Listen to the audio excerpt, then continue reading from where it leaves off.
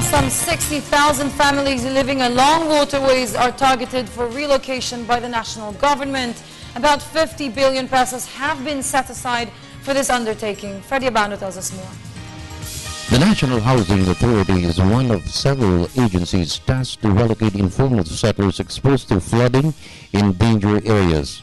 Initially, 60,000 families living along 6 major waterways will be moved. One major project is the removal of informal settlers along the San Juan River. For the next month, DILG SECMA has targeted river as a priority. We're moving people along San Juan River. We have identified a 2-kilometer stretch in San Juan River that really needs to be cleared by DPWH and NLBA to make para sa flow of the water. Now we're taking care of the San Juan side. DILG is going to take care of the Quezon City side. The massive relocation program has 3 phases. First is on-site. Informal settlers will be transferred to an area close to where their present residence is located.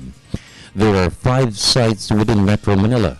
Housing will be medium high-rise buildings of 5 floors. The second strategy is off-site. The beneficiaries will be resettled to provinces outside Metro Manila. The third strategy will have the support of civil society groups which will implement housing projects inside or outside of Metro Manila. The NHA is hoping to build 20,000 units.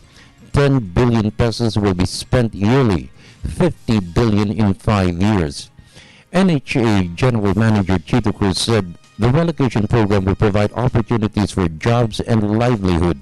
It is also designed to save lives from death and destruction. It's a tough job to convince them to move, so there would be resistance.